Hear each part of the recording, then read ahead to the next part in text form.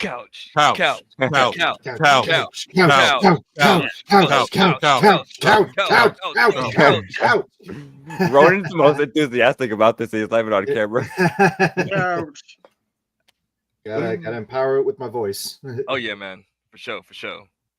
Energize. Oh man. Left it.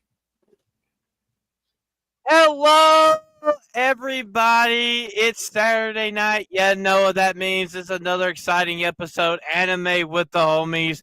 And as you guys can see, we're going to talk about a movie that I literally thought it wasn't made for me, and I'm going to eat a little crow about this. I love this movie. We're talking about K-pop Demon Hunters. Let's go. Let's go. Let's go. So Chris, how was your day? I think you met up with a couple of friends of the channel today, didn't you? Yes, I did. I did meet up with a couple of people with the channel. My boy Eric July. Shout out to the big homie Eric July, friend of this channel.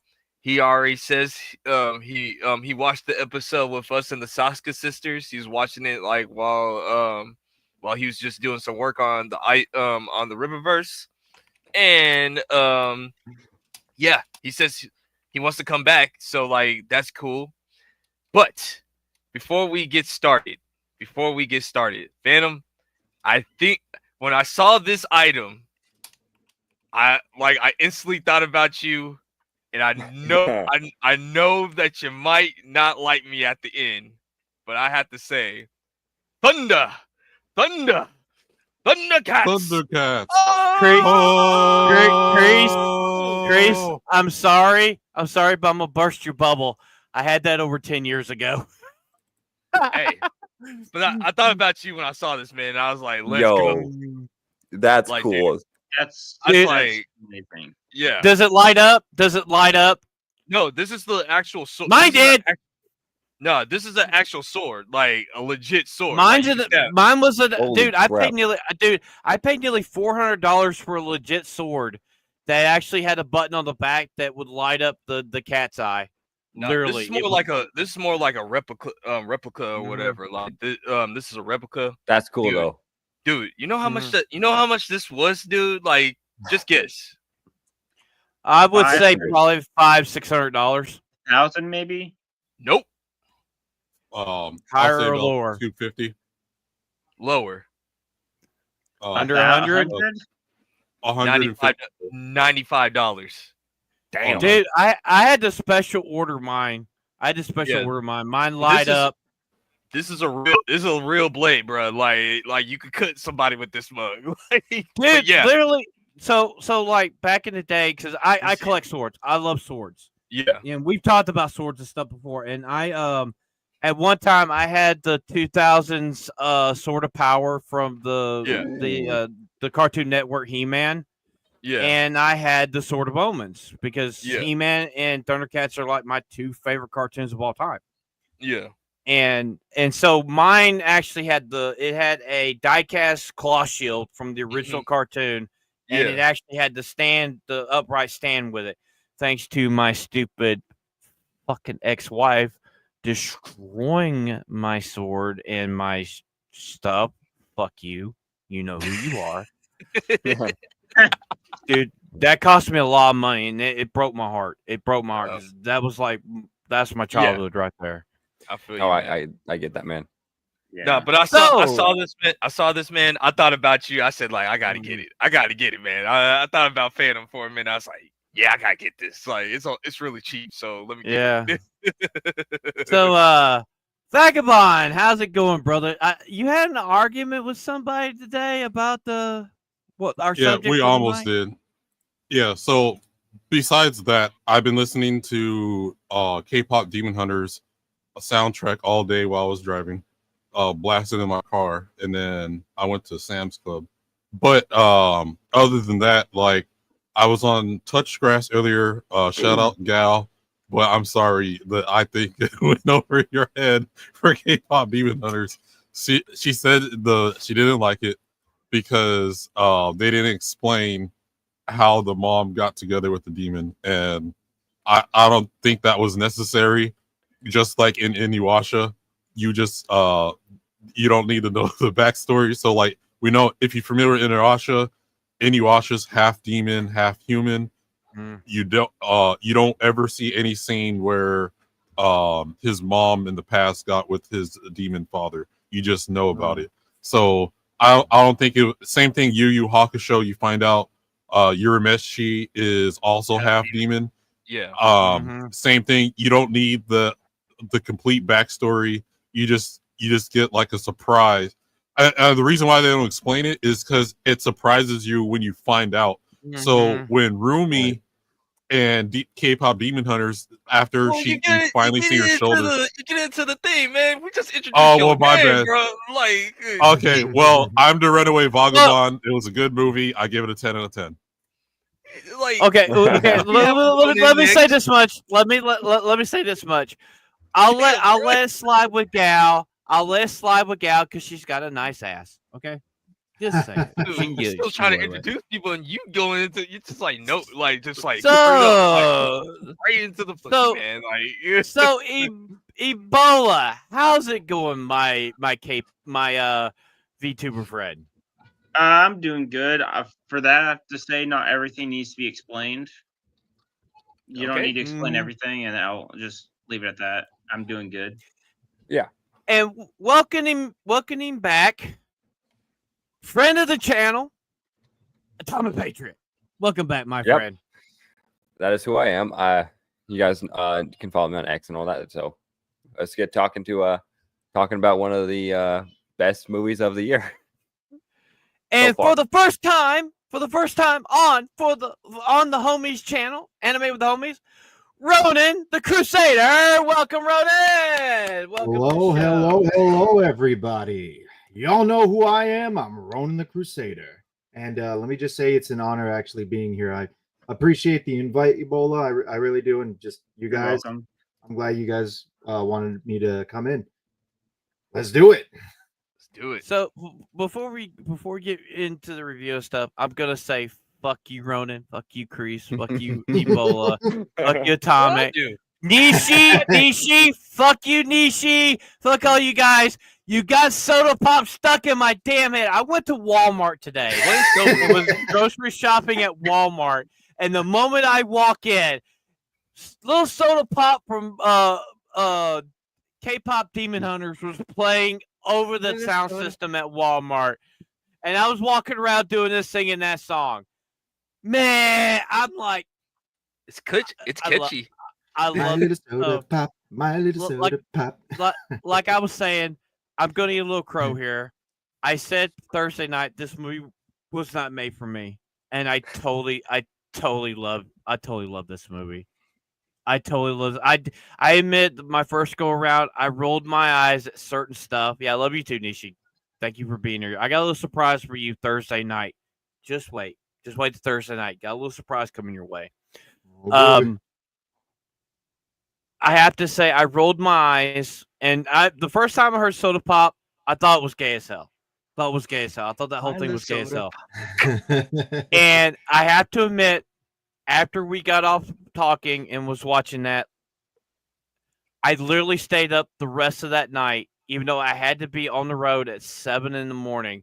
I listened to K-pop Demon Hunter on YouTube, the songs over and over again, and the little music videos and stuff, and I'm like, fuck, I love this movie. Sasha boys, let's go. You already know they're gonna have a movie soon. I guarantee you. Yeah. I guarantee you they're gonna have a movie soon. Like Probably. they're gonna have a redemption movie. They always do. So let's talk about this movie because, in my opinion, and I think the guys were agreeing with me on this. This is probably the greatest anime movie of all time. One of the greatest of all time. It's going to be on my Mount Rushmore. It's on my Mount Rushmore now. Now, that's a bold claim, if I'm going to be honest. I'm not saying it's not one of the greatest. It's definitely amazing. It's up there or whatever, but like, I don't know about the Mount Rushmore aspect, but again, it's good. Movies I've seen, it's on my Mount Rushmore. and it's going to be the Cheshire Cat. All Is going to five of be them. the character on there. So on that, like, I think we need to give it some time because let's be honest with ourselves. It could be just a little bit of recency bias, and we love the movie and like we see what's going on or whatever. It's one of those. This is how you know that it's a great movie if it transcends time and everything. Like like with the Dark Knight or True. like Spider-Man 2 or something like that. Like people Mhm. like could go watch it. No matter what age group, no matter what year it is. Hey, you know what?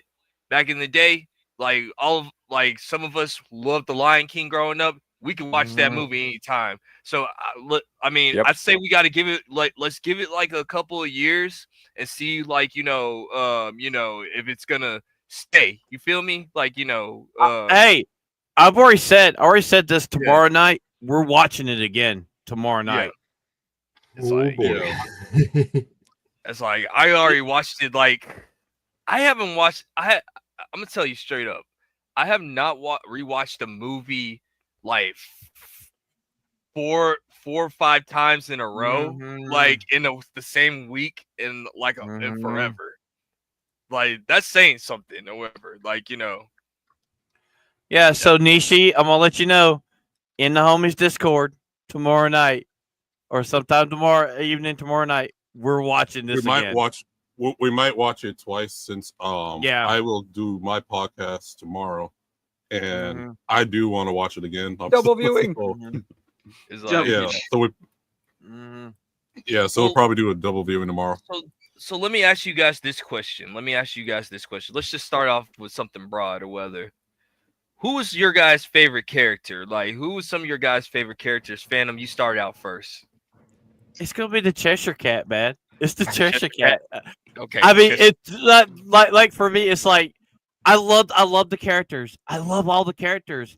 Yeah. It's like when you see him for the first time, it's like, dude. It's like I'm gonna tell you. If I ever get the money, I'm getting his face tattooed on my chest. That's how much I love that. I love that Cheshire Cat. He's like stole the movie from me, and it's like Relatable cat. And the thing is though, I hate musicals. Reese knows I hate musicals. He does. This one is like, I love it. I fucking love it. I want to watch it again. I want to watch it 100 times. That's how much I love this fucking movie. I can watch it 100 times and not care. I know I wouldn't care. What makes it great about the movie not being? I mean, it's a musical. It's the music has purpose. It's not just there to have music in the movie. The story is still the focus and not the music itself. And on that, AP, Disney's panicking. They're like, what? Because that used to be us. That used to be us. Like, no, that used to be Disney. That used to be Disney. Their Pixar movie that came out on the same time as this movie. Both had little to no promotion. And this movie is the one that succeeded. And like that one got basically people kind of forget it exists. That's the problem with Disney movies now. They don't have any more like songs anymore. Like they just are soulless. Like it's the message. It's the message. It's all they care. Okay, so Wise was a drinker. Go ahead, Ebola. The message. Go ahead, Ebola. I was gonna say, you notice after this movie blew up, they stopped their whole ad campaign about pretending people complain about no original Disney movies and then promoted Elio. They stopped that whole ad campaign. They're like we can't use that argument anymore because we just got you got crushed. You got crushed. Got stomped by the same people that did Into the Spider-Verse movies. For Christ's sake, it's surprising, honestly. Yeah. So Ebola, who was your favorite? Who was some of your favorite characters? Who did you like? That's very hard. I'd have to say, probably Mira. For everybody likes. I Mira. will say I did actually like.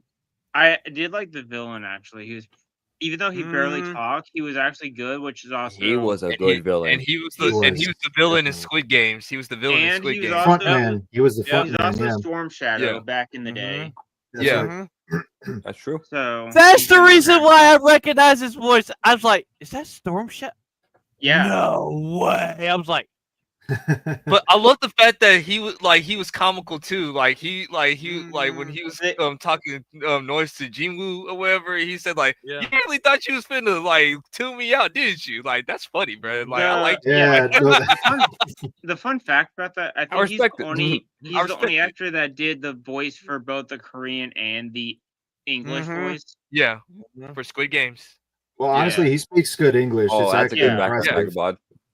Yeah, That's a good background. That's a good one. Oh yeah. Oh yeah. Just wait real quick.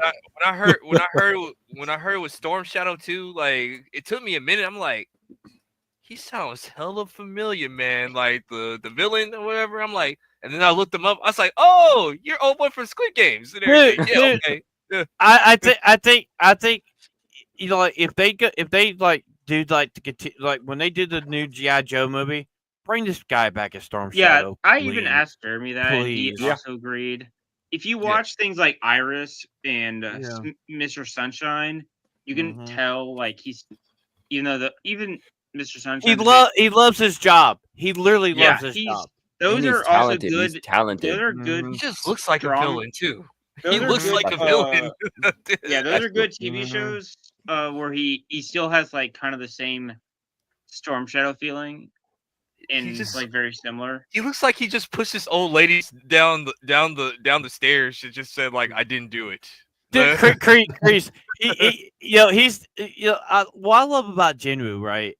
Is like in the very beginning, it was like that voice and everything. It's like he's literally trolling the boy band that whole time, especially the lead singer of the So you want to be a demon boy band? Like you're kidding me, right? It could work. How's that gonna work? But I have a theory that I'm going to talk about later on when we get to that part of the movie. Okay. Okay, AP, your turn. Who was your favorite character? Still, honestly, I'm deciding right now between honestly, the cat was probably the most relatable one. I love the bird. I love the bird too. Why does the bird got a hat? It's the cat. He kept stealing it. Yeah, honestly, and the little smirk he had on it after Junior said that was like, I'm proud of myself. But no, my favorite character currently right now is kind of simple. It's Rumi, because her whole story is actually really good. It's very simple. It's like, oh wow, there's so much depth here. We gotta do no spoilers, because a lot of people haven't watched it yet, so no spoilers. Yeah, no, I know. Ah, fuck. You know what? Yeah, how long has this been out? It's been out since June 20th. Oh man, you guys better go watch it. Spoilers. This is like, nah, dude. It was Nagranol talked about it and stuff, and the hell, I still watch it, and I want to watch it again. Shit. Yeah. It's been out a month. I'm sorry, dude. Like, shout out to Nagranol. 90 days. Dude, shout out to Nagranol, because Nagranol has been praising this movie. Shout out to Nagranol on that. And he's the reason why I even wanted to watch this movie in the first place. Yep. Shout out Nagranol. I only watched it because Sophie asked me to watch it. I was like, okay, whatever. I'll watch it. So All right, who's next? Vagabond. It's Ronin. Ronin. Right. So while you were all chatting, I was kind of trying to figure out what my favorite character was. I was gonna jump to Rumi, and then I was jumping between like Zoe and Mira, because honestly, all three of the girls they're all good. They're great. Jinu's also a really good character too. If I'm gonna be honest though, I'm listening to the soundtrack right now. Guess what I'm listening to again? I'm listening to Free. Yes. So the song that Rumi and Jinu sing. Honestly, it's Rumi for me, 100%, dude. Rumi? Okay. Yes. Rumi's my absolute favorite. Now, guys, I'm gonna tell you this, and you'll see it, and you'll know I'm telling the truth on this. Zoe reminds me of Sophie. Yeah. Straight up. Yep. Oh, for sure. I see it. She said she claims she wants to be like Mira, but she's technically Zoe. She doesn't want to admit it. Like she's that quirky. She's that quirky girl. She's that quirky little girl. Yeah. Yeah. All right, Vagabond, your go, man. Who's your favorite? Man, that is a hard question for me. So I like all three. I'm approaching this as like who would be my waifu. Oh God. I mean, So that's how I answered it too, Vagabond. Ruby's God. basically my wife too. so because the other thing too is like if I had this some of the civics I want right now, if I was going to make an Natasha car or a waifu car, who would I put on it as well? And for me, it's between Zoe and Mira. Mira reminds me of Debbie from the Wild Thornberries, but I love that angsty girl, angsty girl, whatever. Yeah. But I love goofy characters. I'm sorry, Gal. Ed, Ed and Eddie's a great show. So is SpongeBob, early SpongeBob, and I love goofy characters. And so Zoe, for me, reminds me of the girl that would do the handstands and stuff from the last Airbender. Kylie.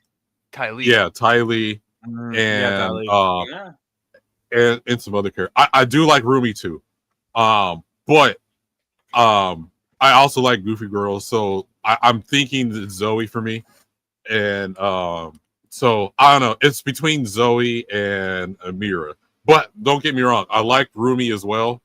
I think Rumi's design is well really done.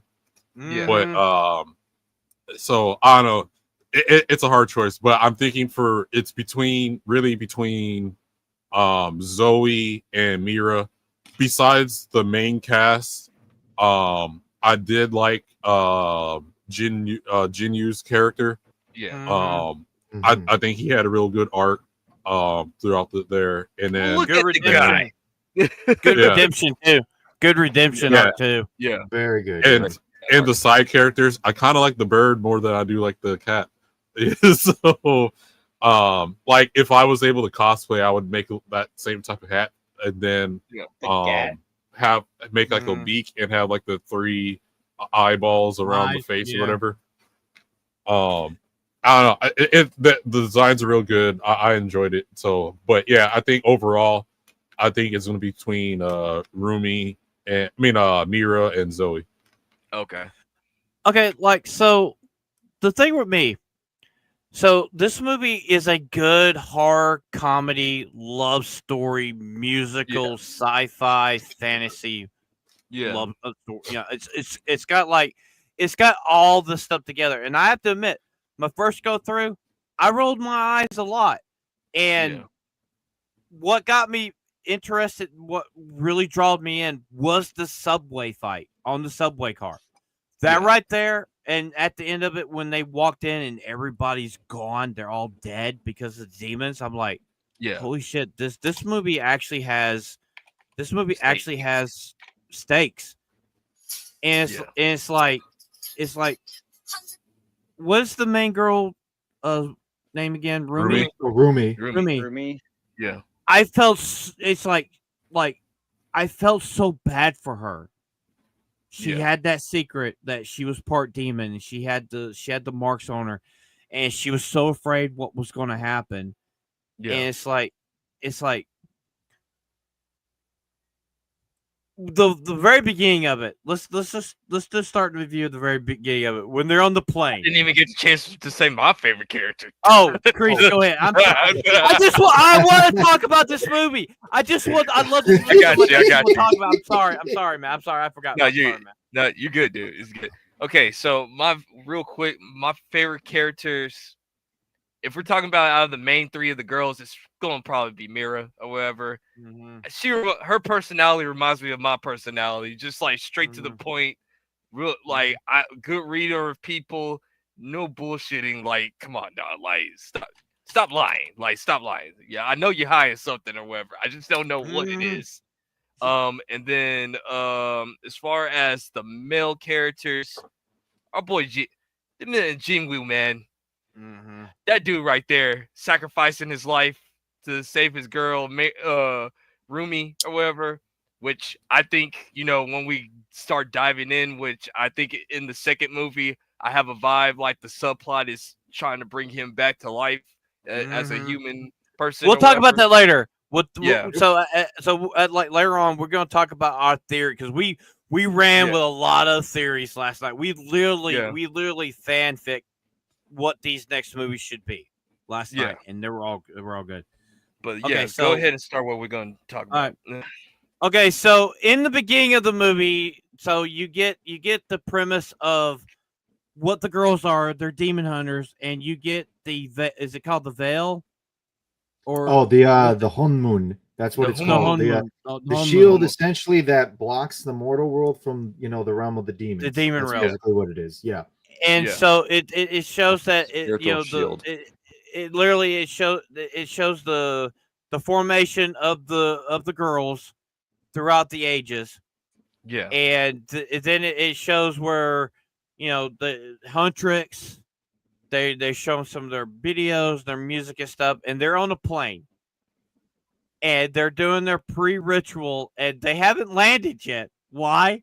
Because the demons take over their plane, and they start like eating food and stuff. And I have to say, probably one of my favorite memes that came out of that beginning of that movie is where Rumi is like, she's got the sushi in her hand, and she goes, it's like, all right, okay. So the reason these girls were rolling up, man. Like they had to. They be smoking weed on the side. Like, also, the reason it's not sushi, it's kimbap. So the reason why I decided I was going to watch the movie, because like Nagernal was talking about how good it really was. He was comparing it to like Powerpuff Girls and Totally Spies, and I grew up watching both of those shows, mainly the former a lot more than the latter, because it's cool seeing ass kicking girls as well without them trying to talk down to you like you see in most modern media. So what was it? While I was on X, I ended up seeing a meme of that same shot of like Rumi, smelling the kimbap, except they replaced it with Naked Snake from Metal Gear Solid 3. So as soon as I saw that, I was like, I gotta watch this movie. I gotta watch it. I need to see what's going on. Yeah, like this movie just reminded me of like Powerpuff Girls, like Totally Spies, Kim Possible, and then like with the anime elements of like Yu Yu Hakusho, Demon Slayer, Inuyasha, or whatever, like all put stuff that I like when I grew up. I was like, okay, and then you got music on top of it, which I'm a big music head on top of that too. So like, so you got all three mixing together. Okay, I'm interested or whatever. And like, Sophie kept on telling me about it. She said like, you should watch it, Chris. You should watch it, Chris. I was like, all right, I'll do it. All right. Yeah. You wore me down, girl. I'll watch it and everything. So I have to say, I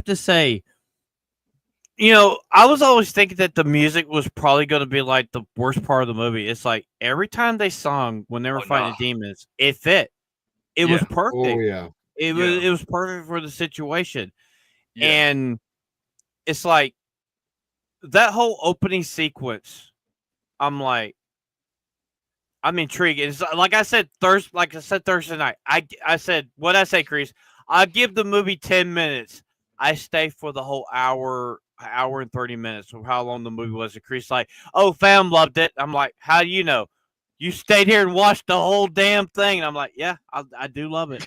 I had to double check. I said, oh, Phantom's still here. He likes the movie. Yeah, we're like, oh, the hell of it. Amen. And Sophie is a dub watcher now. So like, there we go. So there we go. Confirmed. So it's confirmed. But I have to, the one thing that I did have a problem with my first watch through is like, I was like, I told you guys this. I'm like, yeah, that Soda Pop song, that whole thing with the boy band, that was gay as shit. But then I was like, I was doing this and I'd listened to the song multiple times. I'm like, I think that's probably one of the best introduction to a villain in anime I've ever seen. They come in, they're dancing. It's like, hell, I mean, what's their band's name again? Sasha Boys. Oh, Sasha Boys, yeah. Oh, Sasha Boys. Sasha Boys. Probably one of the best villain introductions of all time. Yeah. Um, No, dude, I love how like when the girls were walking and then the boys were walking and then like Jin Woo like not Rumi Bumps into over it. Rumi. He didn't even pick her up. He says He's like, offering his hand, and the next thing you know, he just moves it to his shoulder to just swipe it off. Her, Like, bro, her, that's her, gold. Dude, her prop ball with the box was gold, man. I love. She's like, oh, it's like, okay. You remember in Sailor Moon when what's her name would prop fall and she lift her leg up and it's like holding there for a second and then Usagi? she falls over. Yeah. It's like it's holds like her foot twitches and falls over. I'm like, dude, I was like, the sight gags in this movie were fucking hilarious. yeah, there's a lot of anime tropes in The here. popcorn like, eyes, the popcorn coming out of the eyes when they're eating the oh my god. It's like, dude, like I love the fact like they even had the serious face, like, yeah. It makes a lot of fun of like the anime tropes, the entertainment industry standards. Yeah. So for me, I was planning to watch it anyway. One, I love K-pop. Twice is one of my favorite bands. Besides Blackpink. Which I did send Crease one of their songs, which is like my morning ritual song. And from Twice is called Cheer Up. They got more than one music video, but the one where they're in the soccer field is my favorite. That's like that's one of their early ones. Yeah, I could watch that video on repeat. One, the girls are hot.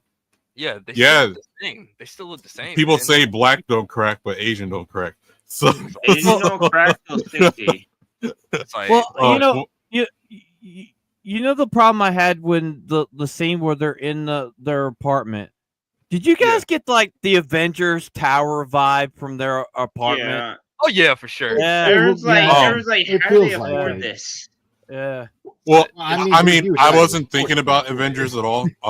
But like one of the very first, one of the very first songs was like a blend between Twice and a Blackpink type style. But like I said, I listened to K-pop, so I already knew I was going to enjoy it. I love J-pop. I love J-pop. One of my favorite characters that doesn't get enough love, and I think we forgot about him. That's underrated. We got to shout out our man. We got to shout out our man Bobby, man, aka Leslie Chow. Like Leslie Chow, man. Leslie Chow, like he's funny, man. I went in thinking it's just gonna be the most stereotypical K-pop movie, and it came out. I'm like, okay, this is actually not just stereotypical. It actually has a good story and movie. Mm-hmm. And I did expect only K-pop or Korean people to like it, or K-drama people, but I was surprised seeing mostly everybody enjoyed it.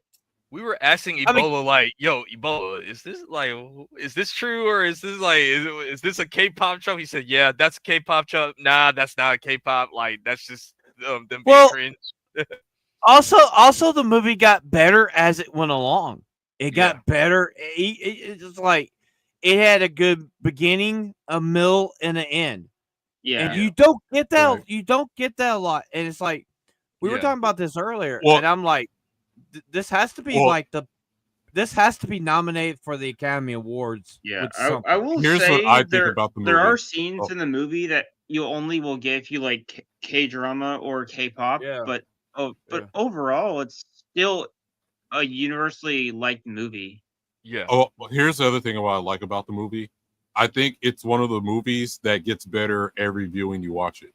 And that's true. As opposed to like you watch something one time, you watch it again, it's not as good as the first time. Yeah. This is a movie after every single time it just gets better and better for you. And you see something new.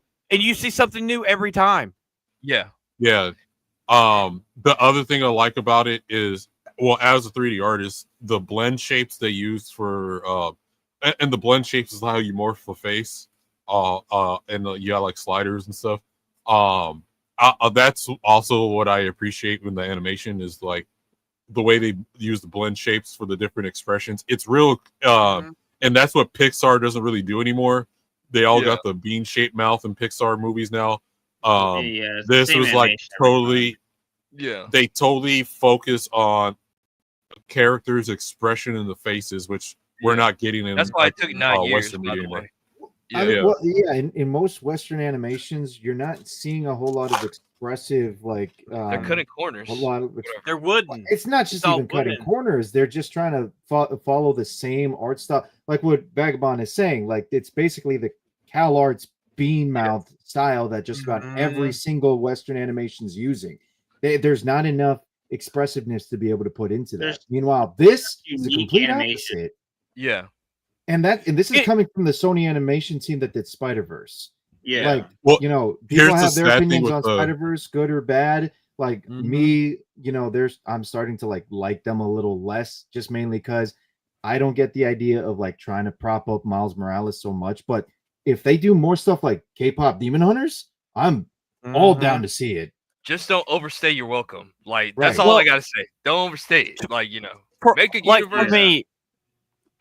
For me, for me, the scene where they were like, they were doing the faces, right, when they were trying to come up with the diss track song, right? Yeah. That reminded me of little anime figures with the faces, the looks. Yeah. It's like that. It's like if they ever do the figures, you got to give us those faces. The doctor had me rolling. Yeah. I see. Huh? I see. And shout out to I can't think of the voice actor's name, but he's the one that did Johnny Gat from the Saints Row games. Daniel Day Kim. That was the guy that was the doctor. Yeah. I'm like, wait a minute. That's Johnny Gat. Atomic has to head out. Yeah. All right. All right, Atomic. Thank you for coming on, brother. Appreciate it, Atomic. Do you have anything to plug in, bro? Yeah. Atomic. AP? I think you well. Oh, okay. Well, folks, follow. Wait, hold on. What's he saying? He's saying Mike's not working in the private chat. But anyways, folks, go ahead and follow Patriot on X. Follow him on YouTube. I think he said he's also making a kick channel as well too. So follow him on that. He's making a bunch of good videos on the Ripperverse. Hey, keep an eye out. You might be seeing me on one of his videos here pretty soon. Okay, he said he does have a kick count already. All right, nice. Yeah.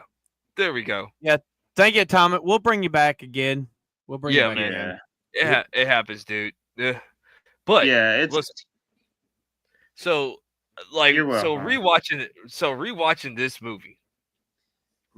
movie, I caught on to like a couple of the adult jokes, and one of like you remember like when the Huntress were on the slide, and then they said like the Huntresses go inside the balls or whatever. I'm like in the balls, in the balls.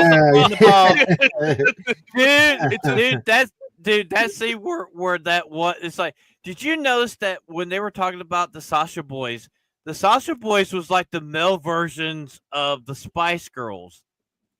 Yeah. Because one of them was like, they called the one that had the baby, they call him Baby. Yeah. But yeah, it's like Baby Sasha. It's like, Baby Sasha. Baby Sasha. Yeah, it's like, yeah. Wait a minute, I did not catch that the first time. And then when they're sliding down the slides, they're like, the leather's betraying us, and they're slowly. I love that. I was like, when they said straight into the ball. In the balls. Okay, there's the adult joke. There we go. Like, that entire thing was kind of making fun of like the variety shows that they do sometimes. Where sometimes they do weird games. Yeah, they do the weird games over there. Yeah, but like they got the whole K-pop aesthetic, just even with the male band. Like if you're familiar with BTS and them. I don't listen to too many male K-pop. I as mainly the female ones. So and I know a lot of women. It's the opposite. It's they listen to a lot of the male ones. So, but other than that, like they got the whole aesthetic good. Even the background characters, they had a variety of background characters. So I know they can. And that's the other reason why they it probably took them a while because it's like because there's some shows where they got like, oh, we'll reuse this character just to fill up the background. No, I could tell they actually took the time to have individual different characters and faces, and many of them. I think it also took time because some of those actors that were in there are actually, Korean actors, and they also are very extremely busy. No, they're all Korean actors. Like the whole entire cast is Korean. Yeah, I'm specifically talking about the Jinwoo and the Demon are like high ranking. I will say this: I want to see this in IMAX. Oh yeah, this needs to go to the theater. Oh, dude, I'm This telling you right now, make $1 billion. Dude, if they do a 4K release, I'm getting it.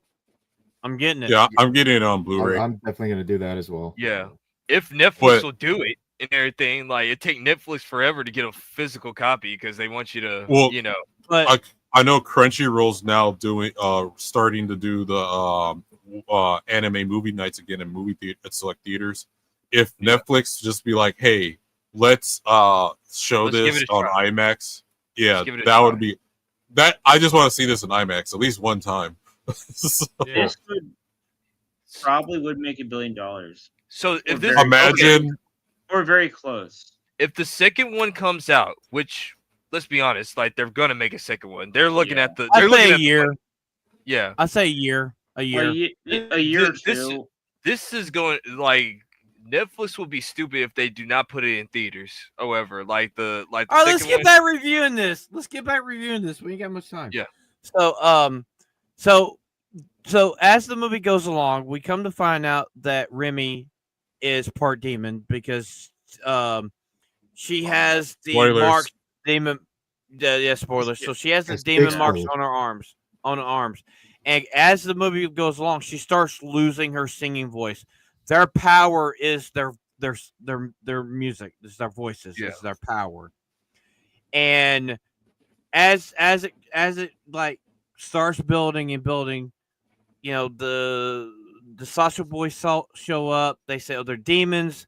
They want to just they what they gotta do. They gotta end them. They gotta destroy them. They gotta basically kill them in Minecraft."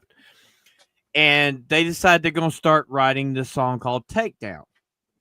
Now, so after rewatching it last night, I have a little theory, and I think it's sound.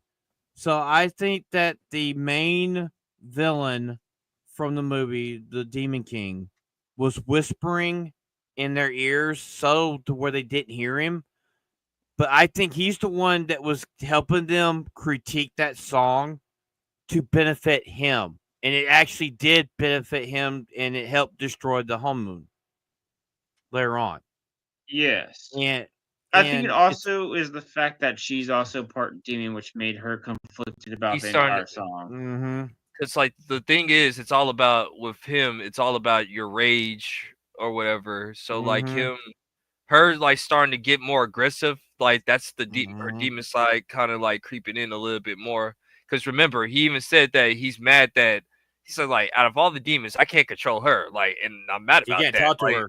Yeah, I can't talk to her or whatever. But I think that's when Jinwoo comes into play. Like she lowers her guard down for. I mean, if you can't be aggressive, you gotta kill somebody with love, right? Whatever. Yeah. So it's literally his character to me is like the devil on her shoulder. And the angel at the same time. Literally, he's on both sides of her, on either shoulder. And then, he tells her story, which he lies about his origins on how he became a demon. Well, and he doesn't tell the full truth of how it happened. Yeah. Yeah. And then it's like they literally strike up a love. And it's like it wasn't forced.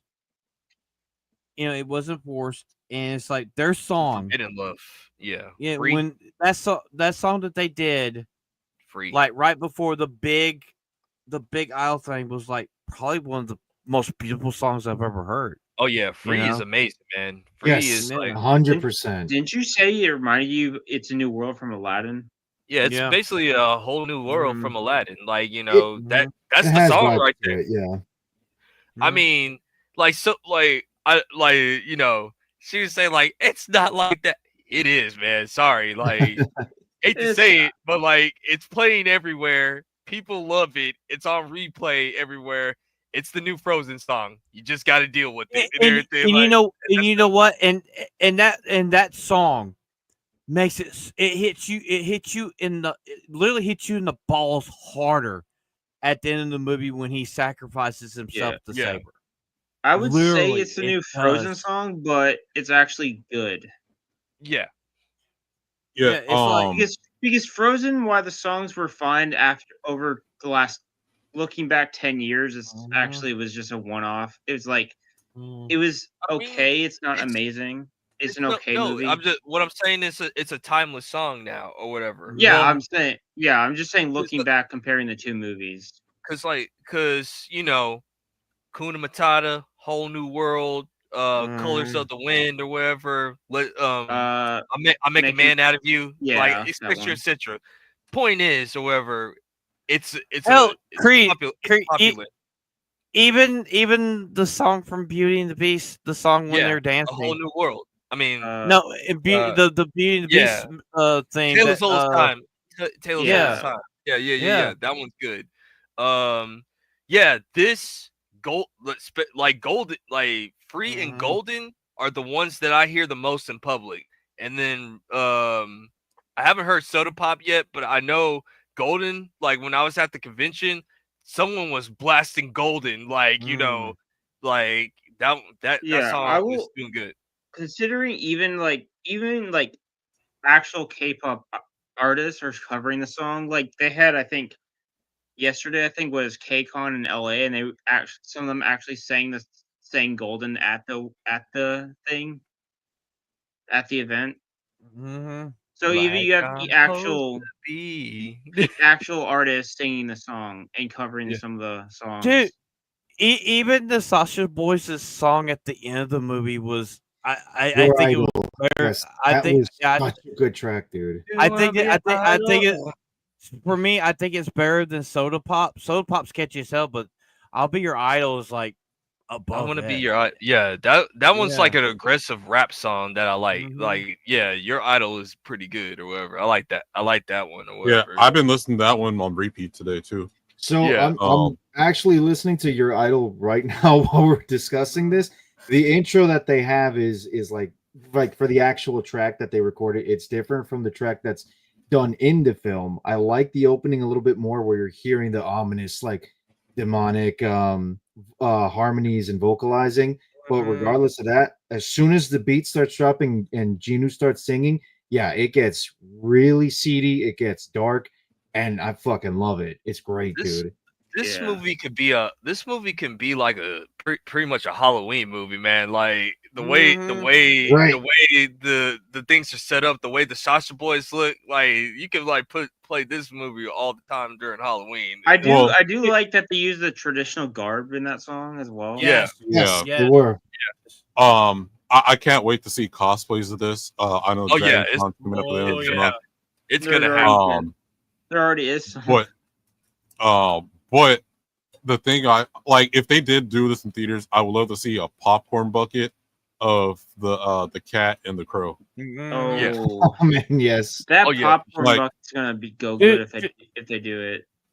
So as it's going along, so they're literally that whole scene where they're in the thing and they're doing the signing, and the Sasha Boys show up in those sleeping bags.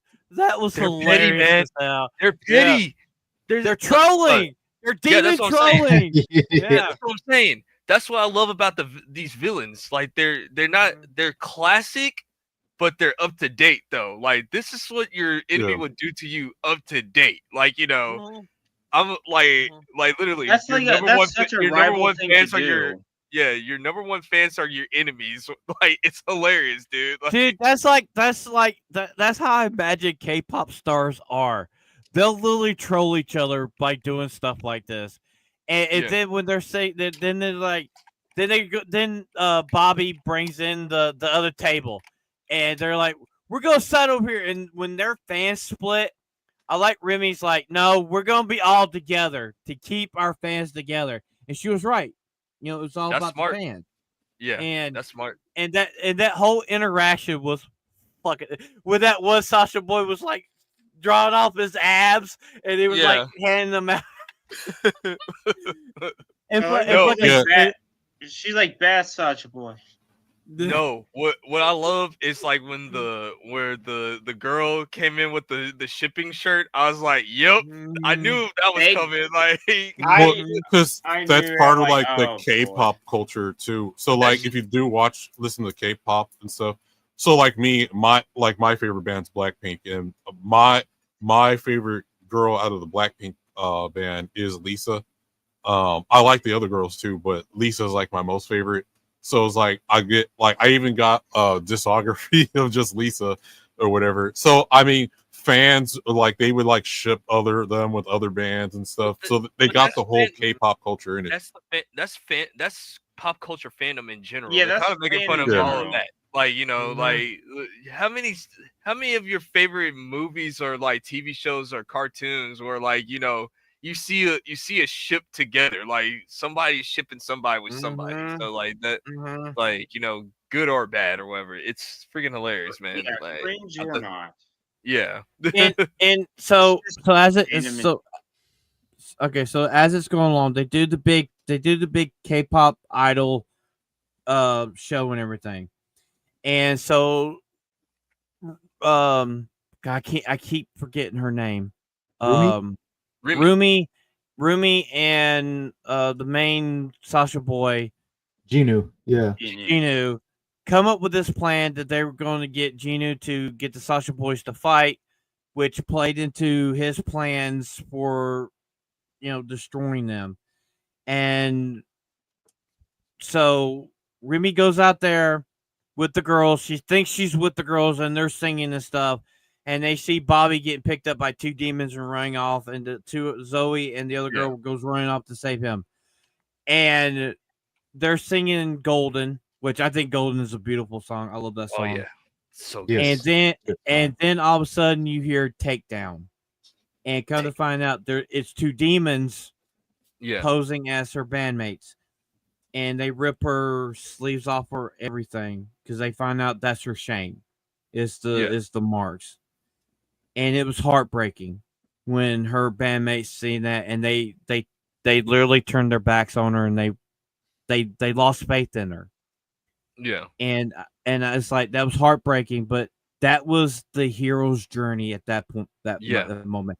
And I have to say, these three girls are girl bosses, and this is how girl bosses should be written. Yeah. Straight up. Hands down. On that fandom, I just want to say one thing. By rewatching the movie so many times, there's like one part where like they're where they're talking about their flaws or whatever, but you notice Remy does not mention her flaw with the parents, which that sets up that scene like even more even like harder. Yeah, that's what I'm saying. Like, you know, Mira says like I'm pretty blunt. I'm straight to the point. I'm still working on that. That's why I love you guys so much. Zoe says, yeah, I'm anxious or whatever. And like, you know, hyper. I am needed. Yeah, I'm hyper and I'm needed to please everybody, but I'm working on that. That's why I like both of y'all so much. And then you see Remy says like, yeah, we just gotta stop the demons. Like she didn't go into all she said is I've been off lately, and she didn't go into detail why. Yeah, she didn't go into detail, which like when you rewatch that, like when you watch it the first time, you don't notice it, but when you watch it another time, okay, now it sets up the, you know. There was an edit I actually noticed that they said when Zoe earlier in the movie was tugging at her shoulder, she started looking. She got nervous because she was afraid it was gonna. She was gonna show her shoulder and it was gonna show the patterns. Yeah. Yeah. So this is also why I like the movie. It's after you watch it the first time, you after you have some knowledge and you rewatch it again, you pick up on extra stuff which makes the movie even better. Yeah. There's another show that anime that happened to me like that. It was Black Rock Shooter. So when you watch the first not the newer one on Hulu, but if you watch the original Black Rock Shooter, after you watch it, you find out something about one character then when you rewatch the show again, then you notice which was obvious the whole time, but you wouldn't have picked up on it until you got to the end, that the character was like showing that sign the whole entire show before the end. And like, so then you can like, it's a good rewatch value to this movie. It was already set up, but if you just didn't notice it, you just have to rewatch it again, type of thing. Whatever. Yeah. And so after they split, the Sasha Boys talk about their midnight concert, which was basically the whole moon was destroyed. It was completely wiped out at the end when Huntress broke up, and you can see their rankings start going down. Yeah. And then you see their leader, their teacher. Remy goes back to where she's at. And the one thing that really, like, I didn't catch on to the second viewing was how inconsiderate she was towards Remy. Yeah. All she wanted her to do was to hide the fact that she was a demon. And she wanted her to, like, oh, we could just put a jacket on and I convince everybody it's a lie. And it's like, Remy stood her ground. She stood her ground. Yeah. And she embraced that evil side of her. It's like Vegeta, right? It's like in the Buu arc when he becomes Majin Vegeta and he embraces that dark side of his, right? And it made him stronger. And that's what made Remy stronger, is when she finally says, okay, this is me. I'm half demon. And when she shows up at the Sasha Boys concert, when they're literally about to take everybody's souls, even her friends' souls, and you start hear her singing, and she's doing what was that song she was singing? What it sounds like. Yeah, what it sounds like. And when she comes walking in, and you can see her left eye is gold, demon colors, and you can see the marks all over her. And then when she starts singing, she gets her voice back, and she uses that demon side to enhance her light side powers. It's like well, and it starts glowing. I have a slightly different take. So I don't think that all the demons are necessarily bad. And I think that's what Jinyu and her relationship worked out as, is he was trying to convince her, you don't have to hide who you are. And I don't think because we know her mom got with a demon. So demons are, and even though her mom was a hunter and they're supposed to be two opposites, right? They were still able to get together. Whoa, guys! Sorry. Is this true? We're nearly at 250 subscribers. Oh nice. boy! Looks like it. Let's go! I'm thinking Derek. I think my boy Derek Anderson kind of helped us out. If DA we're at 145 right now. I mean 245. Oh wow! And I can't agree with you with that, Vagabond. I think it's because it's her human side, because she's half demon, she's half human, and I think that's Go ahead. Oh, go ahead. Oh, yeah. Well, because here's the other thing. Because remember the human demons were controlled by Chinwan or whatever, right? So it's not that they were evil. Chinwan was the one telling them what to do, or they'll suffer in the hands of Chinwan. It's one of those things of like, no, it's sort of like, if you think about it, just I'm gonna dabble in this a little bit. It's like the biblical devil or whatever. Like he's a deceiver. He deceives you. Like he gives you, he promises you something that you can have or whatever. I can give you this or whatever. And but there's always a price. There's always a price or whatever, and that's which happened to Jinya. He like he wanted a way to live, and the sacrifice was taking his family to the curb. Yeah, but Yeah. I think my thing is that when you look at, I think the demons are evil. I just think it's the half demons that are conflicted. It's like Anakin Skywalker. We could throw Star Wars in this. fair. That's kind of what I was gonna say as well too, because so okay, there's the one scene while they're trying to like fight to get the #1 spot on the charts against the Saja boys, and they're also fighting demons at the same time. You see the one scene where Rumi like corners a demon and is like, "Are you being forced by Gima to do this as well?" And the demon just basically smiles maliciously at her. That to me says yes, the actual demons are straight up evil. But when you have damned souls like Genu, when you have damned souls like Genu, that's when the conflict starts to happen. He sold himself over to Gima, so that's why he became a half demon. It's a classic anime trope. It's a classic anime trope to where, like, not all demons are bad per se and everything. Sometimes hold on. Westward has a question. Can you guys tell me what you think about the part with Rumi at the tree with her aunt? I think it's a weak plot twist that lasted for 2 minutes. Honestly,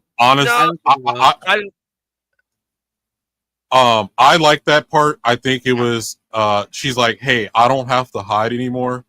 I thought that was the turning point for her arc in the show. That's movie. also what Celine it actually needed to happen because, like, let's just be honest with ourselves. We all have, like, people that are, like, depending on what time that they grew up in, it's always traditional. No matter what, it's like this is the rules. This is how it needs to be, like that, or whatever.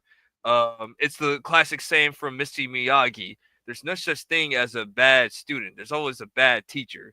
And this, in this point in everything, their teacher was stuck on the rules and, like, was willing to, like, put Rumi. She didn't consider that there's a chance that the rules could be changed. She was that's what I'm saying. Like, what she was taught, what she thought that was the only way. Also, you gotta look at it this way. That was like a trope, like a K-pop manager, right? She's literally the K-pop manager. This is like, okay, we don't want people to know you have a deep dark secret, and we're going to do everything we can to keep it from coming to light, like a publicist. Yeah, so they made sure there's very rare K-pop groups out there that, like, they make them seem like they're perfect when deep down we obviously know they're not. There's rare cases where they actually show imperfection, but for the most part, they try to seem like everything's okay. So it's interesting. Westward actually brings it up because I was chatting with him a little earlier in the comments. He was talking about how Soda Pop, the song Soda Pop, like, just because of how fruity and overtly homosexual, let's put it that way, like it sounds like, even though it's Phantom's favorite now. No, but even though it sounds that way, like, maybe the reason why it intentionally does is not just because it's Gima's attempt to try and get as many souls as possible using such a super catchy song. It could, from a meta example, be kind of a shot towards the K-pop industry, where a lot of their music is very by the numbers, very deliberately designed to be super catchy. So that correlates again to the conversation we're having now with it happens in America. Here in America, a lot of pop music is done with, like, metrics. It's done with algorithms. It's just looking for the highest amount of numbers with the lowest common denominator audience. That's usually how it's done. Again, that's not to put any diss on K-pop, because there's plenty of actual good talent that puts a lot of effort into it. Okay, so this is how I see it. So Soda Pop, we could actually take this to, like, a biblical type of scenario. Soda Pop is like the serpent, like talking to Eve. Like talking to Eve. It's like when you hear the song, it's like the Pied Piper. It's like the Pied Piper. It's like, okay, it's their first hit, right? Soda Pop's their first hit. Usually a K-pop band, their first song is probably they're most well known for their very first song. and this was like them using this song to be like, follow me, come with me. It's like Eve, go for the tree, go for the apple, go for the fruit. It's not you can become God. It's okay. Like God will not get mad at you if you eat this fruit. I promise you. Like, well, I know. I kind of read that scene differently. All right. I would say more the idol song is more biblical than the. Yeah. That was okay. Oh no, that one definitely. Yeah, I can. I think because me and Ebola do listen to K-pop on a regular. I think so. I think our take on that song was going to be different than the rest of you guys. I just saw it as how normally male K-pop bands are. So they do. I know because when K-pop first started getting around over here, a lot of the guys would say, "Well, why are these guys wearing makeup and all that other stuff?" But people outside, they're like, "Why? That's gay. Why are they wearing makeup?" It's like, well, that's just kind of that's a theater and entertainment thing. A lot of people like so their face are able to be seen for the lighting. All right, well, let me word this. Let me word it this way. So when you see the Sasha boys, they're unknown, right? They're unknown. They get out there and they do they do soda pop, right? Soda pop is like it's like the false prophet, right? And if you notice in the middle of the song, everybody is like they start doing the dance and everything. That's the reason why I say, this is their first. They're literally tempting. Yeah, and this is how you can bring it back to the serpent and Eve, because literally the serpent did the same thing to Eve. He sweet talked Eve, convinced her to go to the tree of knowledge to eat the fruit off of it, and that's what they were doing. They were literally saying, "Okay, that's that." See, hands down, Vagabond, this right here does have biblical undertones through it. Actually, it throughout does. the whole movie. It very much does. Right. I get what you're saying, but at the same time, I'm like, they're doing because a lot of the K-pop male bands have dances, and that because the thing is, the people don't realize that they so at first when they're the side characters are the ones that don't know that they're demons, because once they start showing their markings, the girls know them, the hunters know that, hey, these guys are actually demons the whole time. The main people don't know that, but at the same time, I think the song was just more of a parody of male. At first, they were kind of K-pop contemplating. band. At first, they were kind of contemplating, like, are they magicians too, or whatever? Because because they were still acting like teenagers too. Like the girls were still acting like girls because they actually liked the Sasha boys. Like they didn't want to necessarily kill them because they I mean, you even had Zoe. Maybe Zoe was definitely the one that was like, maybe they're arguing. nice demons. Yeah, Zoe wanted to jump the one that just his hair was over his eyes. Oh yeah, the hentai protagonist one. So this is what when they first showed up, what they remind me of is, remember the Amiga boys from Powerpuff Girls? Yes. Where it was the Roddy Ralph boys? Yeah, that's it. So that's honestly what there's like, okay, here's the popular girl band, then here's the guy group, and they're gonna battle out, and that's why they got because Japan and Korea got a big idol culture. Yeah. Mm-hmm. I mean, we do here to an extent, but But one thing we can say about this movie, it wasn't woke. There was no message in it at all. Not a single moment where you were thinking whether or not either is trying to find it or hasn't watched it. Look, anyone could watch the movie. It's good storytelling, and you could doesn't cater to one side or the other. Is just trying to tell a story. It's just a movie. Exactly. It's a good versus evil. It's a good heaven versus hell type of movie. Yeah. And okay, so as it's going on, Zoe and so all of them get back together, and the main demon is like, honestly thinks, you're gonna be able to stop me? And then all the girls get back together and they sing that song, that beautiful song, and they start fighting. And all of a sudden, as they're fighting, the main monster, the main demon king, is trying to kill Remy. So he shoots an energy blast at her, and she has enough power to put up a shield. And this is the heartbreaking part of this.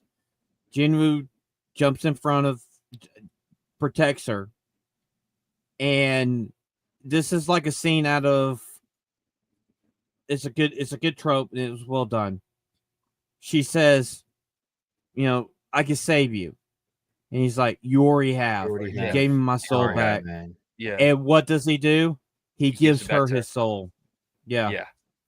And I thought that was it's awesome. like, dude, it's like you can see like Western influence in there, because you can see a little Anakin and Padme in the two main characters. You can see Emperor Palpatine in the Demon King.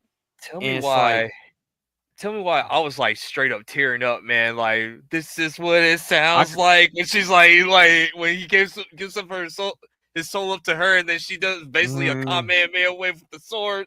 I was like, one thing to notice, I think, is during the song, like when you hear the hymn, it has like the tune of Golden, but since Golden didn't work, then it becomes, this is the song we weren't able to make to seal the thing the instead. song they should have sung. Yeah. Oh, I do want to reply to Westward again. So he goes, I don't like her embracing demon powers and then teleporting to the Soulja Boys concert.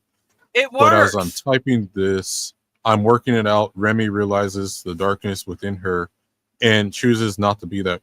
I got that part differently. I don't think, like I said, I don't think all the demons are so there's humanoid demons, and then that got turned to it, and then specifically made it where you could tell the difference. The demons are the ones that are just ugly, where the human demons are the ones that have been corrupted and were damned to eternal damnation. This is where that second movie does come into place, where like I do want a second movie to like maybe we can dive into Laura even a little bit more on how Remy's powers work or whatever, because I don't think it's a bad thing that she used her like her side that she was born with to take out the main bad. Like, that's what gave her power. That's what gave her power. She literally lost her voice.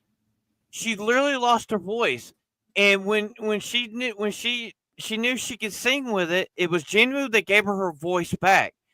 And I mean, there's a lot of animes that if somebody starts going to the dark side and they're corrupted with dark powers, they literally take the powers that corruption, twist it and turn around and turn it to good.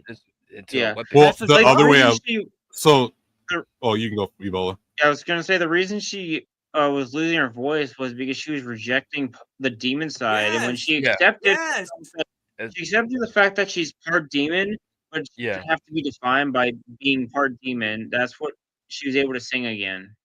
What was Superman. The manager's name again? Bobby. No, not her. The female one. Helene. Yeah, Colleen. So I see Colleen kind of like Nemo. Okay, if you ever watch Finding Nemo, it's like Nemo's dad. It's like, hey, we got to overprotective. You can't do this like everybody else and stuff. So just like Finding Nemo, eventually the dad has to accept that Nemo has to embrace who he is and actually go out in the world. And that's how I relate their Rumi and her relationship. She's overprotecting. It's like, oh, you gotta hide who you are. And the thing is, we got to cover it up. Cover it up. But then it's like, wait a minute, I don't have to cover up.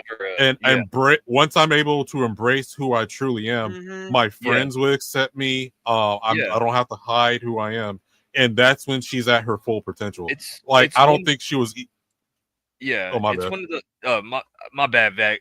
what I was basically saying, it's one of them things of like, as long as my friends and family accept me, I don't care if anybody else accepts me. That's one of those Yeah. type of things, because that's the way I am, or whatever. It's like, if you're one of my people, or whatever, and you're one of my family members, or whatever, if you're one of my boys or one of my people that I'm close with, you're my friend. I'm not gonna mess with the friendship unless you do, or whatever. Like, that's just the way I am. You gotta look at it this way. It was the lie. It was the lie that Helene and was portraying. Yeah. That, it's like she was like, if she would have told the girls earlier about this, they probably wouldn't have an issue with it because they know who she was. Yeah. It was right. when they found out, that's what stung. That's what hurt. That, hey, you're our best friends. We've known you since we were kids, and you lied to us this whole time. Yeah. That was a good betrayal and a good thing that it built their friendship. It built their characters. Yeah, it wasn't the fact that she was demons. It was the fact that she never told them. Yeah. She did it the because whole it was like, time. hey, we're trying to go to the bathhouse together. You don't come to the bathhouse with us. Why And is that? The worst part about it too is because of Celine constantly filling her head with hiding her shame and hiding all of that stuff because of the fear that could come about of it. Yeah, it's like a typical K-pop manager or publicist. That's what that's what that was. That was the saying. Okay, this is how K-pop higher ups treat the stars. If there's a flaw, if there's something in their past, they have to keep it hidden the entire time. It gets out, it ruins everything. Well, because there's also been bands where like the girl will get pregnant, but you can't let her fans know she got pregnant. Can't let the fans know she has a boyfriend, or they lose that parasocial relationship. It's the crux of idol culture. This is the crux of idol culture. Is you're trying to sell. You're not just selling music. You're selling a particular product and experience to audiences. That's usually how it comes down to with idol culture. You're not selling specifically a girlfriend experience, but you're trying to sell some kind of parasocial relationship to audiences. But also what this movie is, like, overall, what this whole entire movie is, and what I love about it is, it's kind of making it's talking about the pop K-pop stuff in general, the industry like that, but they're also, and I love this, they're making a pop shot at the Western entertainment on, like, hey, we care about our fans or whatever. Like, whatever the fans like, do you guys care? Like, and I think that's why, in my opinion. Like, also, you gotta remember, they had a flashback talking about the marks. They did it like twice in the movie. Yeah, it's like, Helene was like, "Yeah, you can't let nobody know," and they did it like twice. It's like that was literally her shame. That was her shame. That if everybody finds out she's part demon, they were going to leave her. And what happened when they found out? They broke up. They went their separate ways. Yeah, and it worked. It worked, and it totally worked in the story. I don't think there was nothing in that movie. There was no plot holes. Yeah. Once we actually had an anime with no plot holes. There was no filler. Everything. It was like a well-oiled machine. Yeah. Yeah, it makes sense. Yeah. I think it's a good first movie. We do know they're going to do sequels. 2 of them and a live action.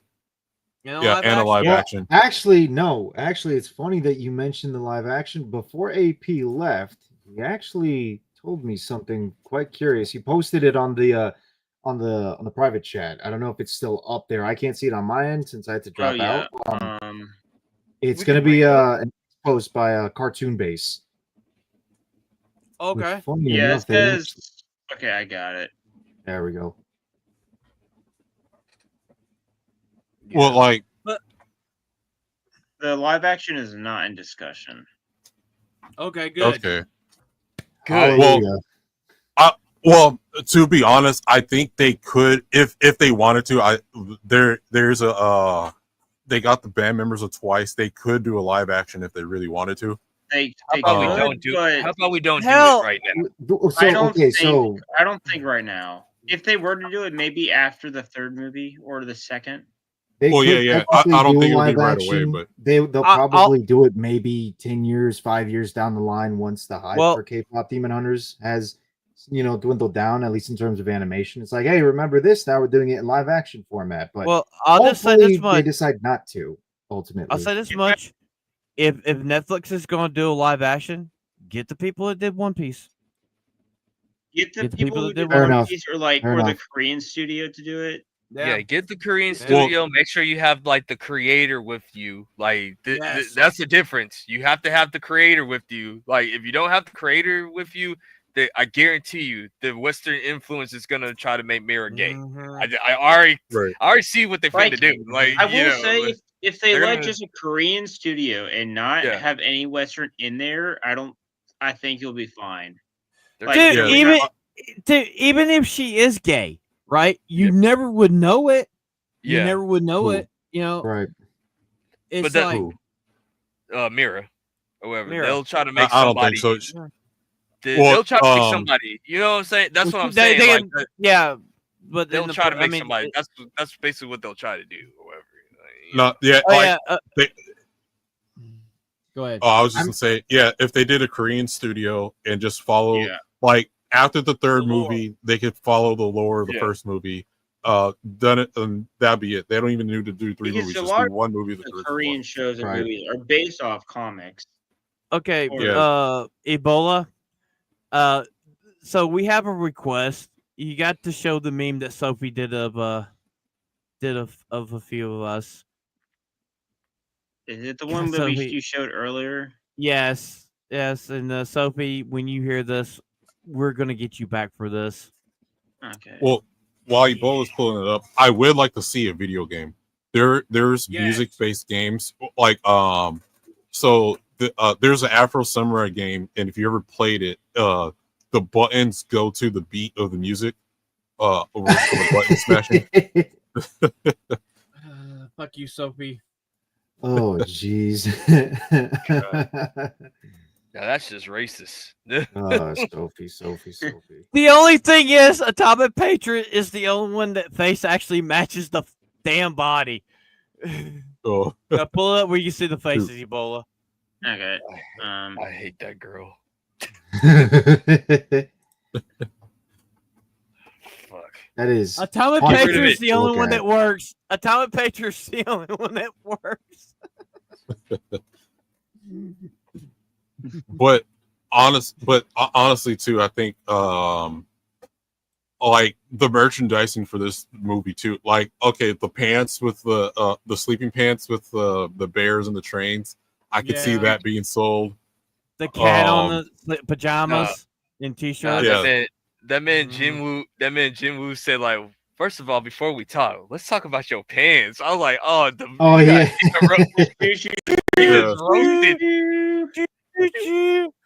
No, look. If they mass produce those pants, they would sell out like crazy hotcakes. Yeah. I'm guaranteed. Oh yeah. Yeah. Dude, if they do any kind of like t-shirts or like pajamas, especially with the Cheshire Cat, you damn well know I'm buying pajama bottoms with that. See, the Treasure Cat, that would be a good plushie with with the crow on top of it, with the little hat, or if they do it in theaters, I want to see a fucking popcorn bucket. But there's only one thing I gotta say about Remy that I kind of don't like about her. It's like she feels like everybody will like her. Like when they were like discussing, they were trying to say, "You're not my type. I'm everybody's type." I'm like, "Oh, come on, don't be that girl." Like, hey, Chris, you remember what I said? Typical woman, typical woman. It's like when the lady shows up, your boyfriend. Oh, he's not my boyfriend. She's not my type. I'm everybody's type. I'm like, come on, girl. Come on, come on, girl. Talk Come on. talk about somebody with a high ego, man. Like You know what? You know what, Chris? I have to say this much. So, what's the one, the tall one that has the bow with the blade on the end of it? Not Mira. Zoe. Zoe? Mira. Mirror. Yeah. You know who Mira reminds me of, and she's kind of scary that way. Jess. Really? Jess. Um. Yeah. I was gonna I say don't know. Magna. I was more like Magna, to be honest with you. I mean, I still think Deb. What's the older sister's name in the Wild Thornberries? Is Debbie. Deb, right? Deb. Yeah, Debbie. Mhm. Yeah, Debbie. Yeah, I'm pretty sure it's Debbie. But it's Yeah. so we're getting at the end of it, and they finally they create a new home moon. So the home moon was destroyed, and when they did what it sounds like, they recreated it. Yeah. And it's not finished. It's a new not one. finished. It's a new one. Yeah. And the at the end of it, so the Chester's cat and the bird is up on top of the thing. So her little prediction that Jinwoo could have lived if he was on the human side of the home moon. He could have lived. He could have survived because the Cheshire cat still there, still alive. well, And the I bird think is that too. the reason they're alive is they're not demons, they're just spirits. Yeah. So they're able So to go that's- between human and demon world. Yeah. So speaking of them, that's why I don't think Jinyu's going to come back at all. But I think with the treasure cat, I don't know. I think he did the ultimate sacrifice, and that pushed her on. But I think in saying that, to keep with the K-pop thing, one I think the treasure cat stain is demons didn't completely go away. There might be a power structure where you could add mother K-pop bands trying to challenge them. Vacuum. It's a vacuum. It's a power vacuum. Yeah. Then moving forward is the next movie is like, hey, I don't have to hide who I am the whole movie now. And it's like how they move forward with that. And then maybe the third movie is like how they first got together or whatever. And then for like a... So we were talking about this last night. So we know Jinwoo gives Mara his soul. And we were talking about this last night, and I think this is plausible. So we know that the main Demon King, he was destroyed. He's done. He was killed off. And what I was thinking was that with Jinwoo's soul, with his body, he comes back and he gets into his body. So he has a physical form. And this is us fanficking at this point on. And we'll bring up the critics the critic list here in a minute, what they said. All right. And my little thing is, I think the next movie, and Kreese has his own version of it, and this is what I think. The next movie, it should be like you said, Vagabond. I think it's a power vacuum in the demon realm that they're trying to find a new king. They're leaderless, and say a new demon comes up, says, I'm king. And it's a power struggle in the demon realm. And they're still trying to make the home moon gold. And these other factions are like, you know what? Let's do what we can to destroy this. And hey, they can still have the music in it, but really, do we need more K-pop bands? I mean, they can have like human versions that the girls are going against, but then have it in the background. They're trying to stop this, this new apocalypse from happening. I think since it's even the name's K-pop, you have to have the K-pop in there. It's like, I don't think they could do like another demon K-pop band coming out and challenging them. They can't do here's it. the other thing. Maybe they could do like witches or something like that. Well, here's my other theory too. So if you're familiar with like Magic Madoka, and you know how the spoilers that they're killing witches, but the witches are actually other magical schoolgirls, but they got corrupted and turned into witches. Um, so we know before with Rumi's story, we know her mother was also a demon hunter. So there could be other demon hunters in this universe that maybe, like, who knows? Maybe they're like they gave up being a, because it's not like they always follow the rules directly. Yeah. So yeah, so there could be ones that retire or whatever. So they could introduce other K-pop bands or whatever that were also idols. Me personally, go ahead, Chris. Me personally, I mean those plots are pretty dope, but like I just want to know about the other girls. To be honest with you, like I want to know about Zoe's life. I want to know about Zoe Mira's in life. America. Yeah, like I want to know about Zoe's life and how, like, you know, why she's the way she is, like how we knew how Remy was or whatever, and like I think and then like the third movie should be Mira, because I think Mira has a huge fan bases from what I'm looking at or whatever. But I think Zoe and Mira deserve their own movies or whatever. Like, you know, see, I would agree with you if they were doing more than just 3 movies. Well, so we said this like last night. And I said this last night. If since this movie's doing well, they'll do a 4th one. It's like, won't we have like the next 2 movies, Zoe and Mira, they go back to their homes, right? They take a break, they need a break, and they're going back to their homes, and maybe make one movie about Zoe, like you said, Chris, where she's in America, she's in California, and what if in these other movies, they come across like other, like Vagabond said, other demon hunters, and they learn new powers. Maybe there's a bigger threat that comes out, and they have to learn something new. To like, they got to change their music up, so they add this to their music, or they add that to their music. You know what I mean? See, I think the only way that works. So if you know how like K-pop bands do, so a lot of K-pop bands, even though the band is still together, the individual girls will all have their own single albums separately while still being in the band. So they could do that, or the other aspect for one of the movies could be how their group formed together as like an origin story, and that way you get Rumi, you get Mira's and Zoe's origin story in one movie. But I think because like, I don't think they would do a separate movie for each girl, knowing that there's a progression with now Rumi don't world tour. How about this? Yeah. The next movie, they go on a world tour like K-pop bands normally do, and as they go, in the U.S. and yeah, I mean, if they go to the U.S. or wherever, like, you know, you go to California, you have the K-pop demon hunters in California, and they realize that, whoa, wait a minute. Here. Yeah, wait a minute. Why is there demons in America? Like, I thought this a good example would be Digimon, because remember in Digimon, while the Digidestin in Japan were doing their thing, you find out that in America, Digidestin there were doing something at the same time.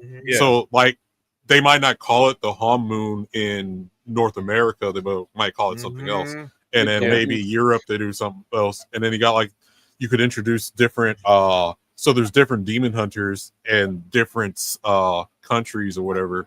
And of course America has to be America has to be Bungie with our demon hunters and everything. We come with like, we got like guns, we got like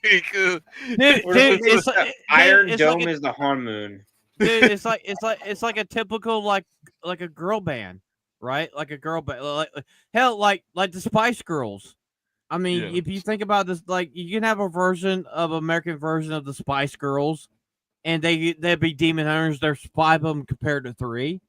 You know, if they do America or whatever, it's definitely gonna be Zoe's story. Like, you could just do it like that, like you guys said, world tour or whatever. If it's her America, new weapon is a gun. And they want to know. Hey, just remember, Zoe was in the ghettos, man. She was like rapping, dog. Like she probably knows Kendrick Lamar and all of them, man. Like, yeah, like there's so much they can do with the next two movies. Just follow, like, the trajectory is there. So, just don't like, overstay your welcome, man. That's all I gotta say. Yeah.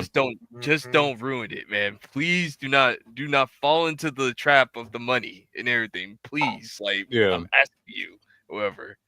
But that's all I got, man. Like, I'm okay. demon out. Okay, like, so let's do our ratings, and then we'll go look at the critics list. So I'm gonna do my ranking last. So, Chris, what did you give this movie? So at first I gave it an 8 out of 10, but watching it more and more and more, I'll shoot it up to like a 9.5 or whatever. Like, so yeah, I got a 9.5 out of 10. All right, Ebola, what you give the movie? I gave it a 10 out of 10. Vagabond? I gave it a 10 out of 10 as well. There was nothing there. I'm the Russian judge. Okay. To me, it was a perfect movie. Even after my first watching, I had zero questions about anything. I thought it was a well-contained story. Even if they weren't doing sequels, I thought it was a good, well-contained story where I didn't really have questions afterward. Like, because I don't need every question answered. Whatever, like, kind of like Inuyasha. I don't need to see Inuyasha's father and mother getting together or whatever. And so I thought it was a well-contained story. Each character had like a good runtime. I thought it was well balanced, and I have zero complaints at any part of the movie, and that's why I give it a 10 out of 10. Nice. All right, Ronan, what do you give it? Honestly, I'm putting it at a 10 out of 10 as well. I got the same opinions as like what Vagabond says. I can't really find anything wrong with the film at all. Like, all the characters are very well written. They're very likable and very memorable. The music's actually amazing. And to be honest, it's like the first time that it's actually made me into a fan of K-pop, which is surprising to me. Normally, I'm not so big on K-pop. This actually changed it. I would definitely love to see and hear more K-pop like this. And the story is condensed. The movie's about like a little over an hour and a half, so it doesn't it doesn't spend any more time than it needs to. It gives you everything that you want out of the story, and it's perfect. If they didn't make a sequel, the film as it is perfect. It's absolutely great. It's fantastic they're making more films. Let's hope that they stay the course and they don't, make any stupid decisions about any other films or any of the characters. But I got high hopes. I really do. And I'm glad that I saw this movie. This is I give it a 10 out of 10. This movie right here, I didn't have to, let me just elaborate this movie right here is better than the 3 quote unquote blockbusters that came out in theaters, man. Like, America, you should be ashamed of yourself. Like, letting this little like you let this little K-pop movie just like bitch you, and that's sad. Sad. Go ahead, Phantom. Okay, so for myself, when I went to the original, the first viewing Thursday night, I thought this movie was going to be terrible. I thought I thought it was going to be like god awful and everything. I rolled my eyes at Soda Pop in like the very beginning. I did roll my eyes a lot. However, I still gave it a 10 out of 10 on my first viewing. Second viewing, after listening to the songs, thinking about the movie, second viewing, still a 10 out of 10. I give it a 10 out of 10. I think it's a well-made story. It had no filler. It was not boring. It's what a movie should be. And I'm going to say right now, I think this movie is going to be better than the Demon Slayer that's going to be coming out later on this year. I think it's going to be it's the bigger movie. I think this movie right here is going to, I think it will be. And I think Demon Slayer is going to do good, but I think people are going to be talking about this more than the Demon Slayer movie. And that's just how I feel about swimming, that. Mo. What's up, Mo? And I just have to say that, you know, we're gonna watch it again tomorrow. Probably gonna watch it twice tomorrow. I'm gonna be in both times. And I think it was a good retro, you know, look into the K-pop community, what the stars go through, and I just don't think I had any issues with it. I just didn't. And it's like, I have to say, it's one of my favorite animes of all time, and I love anime. And it's like, all I want to do is watch it. I just want to watch it again. I want to listen to the songs again. I want the plush. I want plushies. I want figures. I want video games. I want anything from this movie. And it's like, Crease and Vagabond and Ebola knows this. I did not want to watch this movie. I didn't. He's And not a I'm glad magical I girl did. type of guy. Yep. He's not a magical girl type of guy. Yeah. When I saw it, I'm like, dude, it's like when we got out of that first viewing, and I was still a little teary eyed of Jimu's sacrifice, and Chris was like, Phantom, are you crying? I'm like, no, you're crying. You know, it's like, I do want to add too. That's the thing about a movie, though. It's like, when you watch a movie, it's like, I don't like it when a character dies, but his sacrifice was so meaningful. It wasn't forced. And I think their love story was not forced. I think the comedy wasn't forced. I think everything wasn't forced. And the songs made the movie. Everything felt completely Yeah. natural, which It's is It was a how you need perfect to make movie. a lot of these films. Yeah. What up, Jake? I- It was a perfect movie. 10 out of 10. Yeah. Perfect movie. Yeah, and You know what I do want to add real quick? Not to also make Chris us try has to it at 100. Wow. Oh, nice. Here's what I also want to add. You know what the sequels could be is how the band formed together and how they got Bobby as their manager. Oh, Yeah, that- there's theories that that would like be he's an interesting. old K-pop artist who got burnt by his management. Mm-hmm. Yeah, Right. I think if you did a movie where Bobby has the shine, that would be amazing. Pull Dude, it up Bobby's a little bit, awesome. Ebola. Okay. Bobby's Man. awesome, man. So what are we getting on this? Perfect. 100. At 85% out of 44 votes That's good. Mhm. at Mhm. 100. A lot of the audience scores from what I see put the film either at 100 or they're putting it at 90 or somewhere around 85 or so. But it's mostly That's hovering still around the good. most excellent category. So it Yeah, I shows mean- just how amazing this Ooh. film is.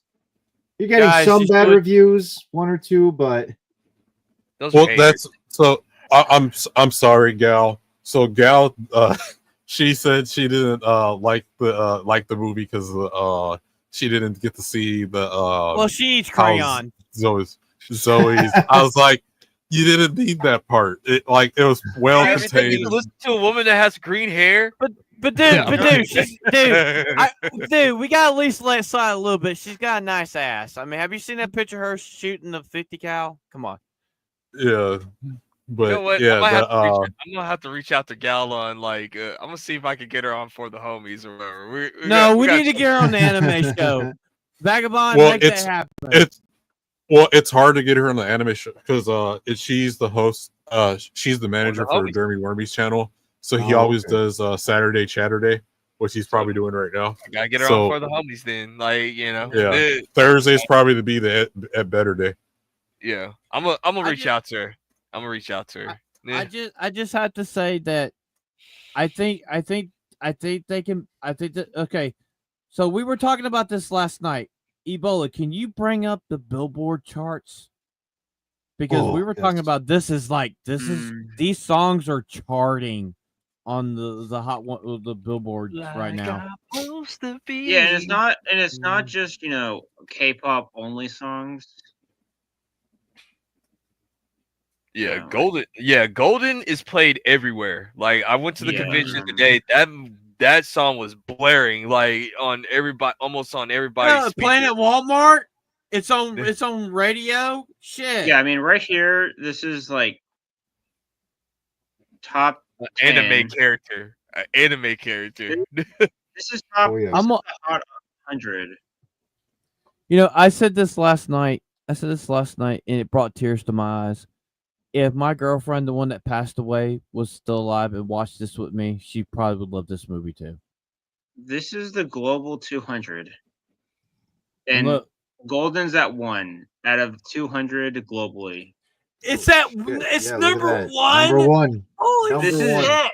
This So is the Hot globally. 100 is only for America. Now we're actually looking at Overall, the whole world. that's the number Yeah. one song. Yep. And Actually I believe toppling Alex Warren's believe it. Ordinary. I Yeah. believe it. 100%. I believe it as well too. This honestly deserved it. It's like this is. I mean, this is cool, man. We're I like this. We're witnessing like a moment, man. We're witnessing a history. revolution. Yeah. You go down in the top two in the 200 list, and you see at numbers 5, 6, and 7, you have Soda Pop by the Saja Boys, Your Idol by the Saja Boys, and then How It's Done by Huntrix. So they're in. So like a good number of the songs from K-pop Demon Hunters are in the top 10 for the 200. Five. Oh, 6, this and needs- 7.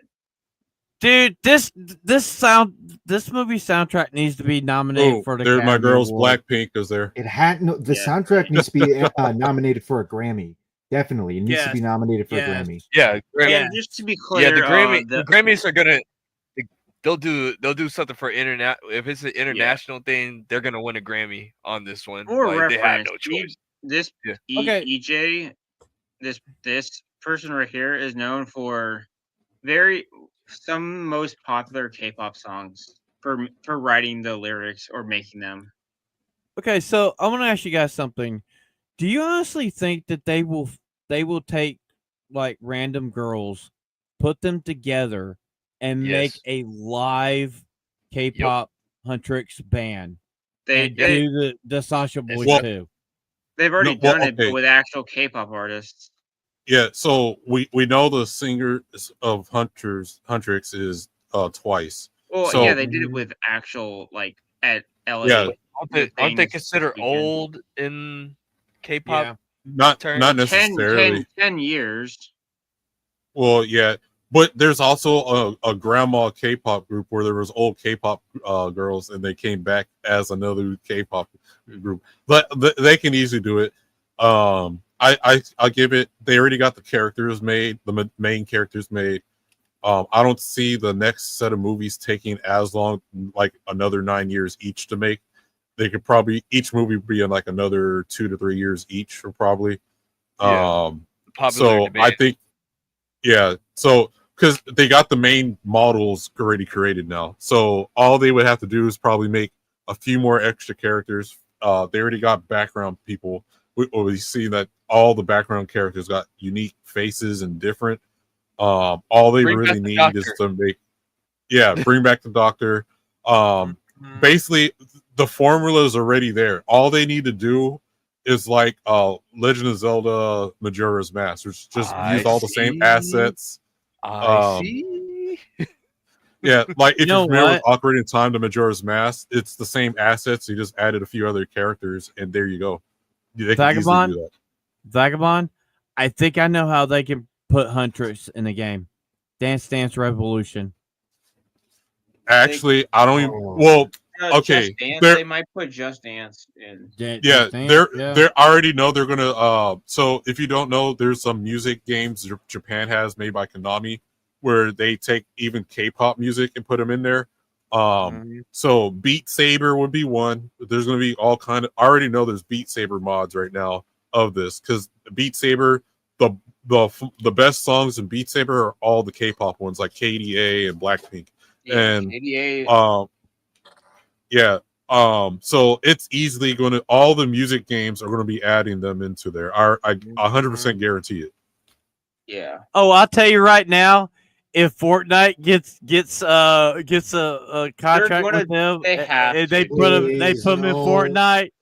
I've already spent so much money on Fortnite, man. When they had the fucking Street Fighter skins come back, It's worth I it. know it is, but damn it. No. A better game. If you want to do like K-pop Demon Hunters, just do a battle game. Just do a battle game. Okay. You can do a game like kind of like like Street Fighter. No. You do it like Double Dragon. Like Double Dragon. Dynasty. No, Dynasty Warriors. Dynasty Warriors. So Yes. a Muso game. Yes, a Muso game would actually be awesome. Yes. Then there's a game that came out last year where the fighting is the buttons you tap is towards the beat of the music, and you're this kid on rollerblades. Hi-Fi Rush. Yeah. Hi-Fi Rush in that metal game that the same guys that did Conan Exiles did. Yeah, I know the game. Yeah, I know the games. Just combine Hi-Fi Rush with Dynasty Warriors, because that'll be the influx of demons rushing at you, and you're just fighting them with one of the three girls, and you could probably have it a multiplayer game. You go. I'll definitely put money into that. That sounds like a $1 billion product right there. Okay, guys. So, do we have anything else? Because that's it. We're almost at 2 hours. So, okay, so we highly recommend you guys go out and watch K-pop Demon Hunter. It's worth the watch.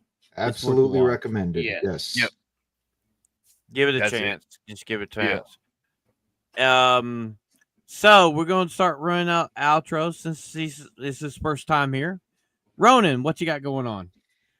Well, this past week I just finished my playthrough of Stellar Blade on the PS5. I did start it off on the PC, but my PC is starting to become potato-ish, unfortunately, so I had to move to the PS5. I am going to continue with Resident Evil 7, which is now almost at its like 2-year pause because I kind of took a bit of a break from streaming, but now I'm grinding again. And outside of that, good news, I finally managed to find a job. So now I'm able to make some money, pay some bills. Once all that's said and done, I'm upgrading my setup that I got here. Definitely going to be giving myself an upgrade. So if you guys want to check out my Resident Evil 7 stream, you just tune in on Monday at 6:00. Yeah, what I'll do is everybody follow us on the official For the Homies X account, and when he starts posting stuff, just go over there and I will link all his stuff there. This is like a last minute thing, bring him on tonight. But thank you, Ronan, for coming on. You're welcome on at any time, brother. Anytime. Thank you for coming on tonight. So, Vagabond, what you got going on, buddy? So tomorrow I will be doing first episode of I Swear It's Not Hentai podcast, either from 8 p.m. or starting at 8 p.m. or 8:30 p.m. Eastern. And it's not going to be like structured, probably not for like the next few episodes. So it's just free for all, talking about whatever. So first episode tomorrow. Monday I will be on the Morning Mayhem with the Wicked Jesus, with Sketchy Jesus, and then Friday I'll be on Iron Oxide's channel, the Weekly Rogues Gallery. Then every Saturday I'm on Touch Grass with Theo Snodgrass, and here every Saturday night with Anime for the Homies. Ebola, what you got going on? I have my usual Monday and Tuesday videos. Then I have Wednesday night with Sophie. Date night. Then I have my afternoon Thursday stream at like around 5 to 6. Then I have Thursday at night with the homies. Then anime with the homies. And occasionally make maybe a Friday video. So, Chris, what you got going on? So, I mean, I already like tweeted it out. Our my boy Derek Anderson is going to be coming on For the Homies podcast. He's excited. So that's what we got coming on Thursday. So tune in to that. He definitely wants to talk about the Western entertainment industry, just like we were talking about, and K-pop Demon Hunters, all that good stuff. Also, I mean, I'll plug his channel in too. However, Anime Heads with him and his son, like his sons or whatever. Go check them out. They're pretty good or whatever.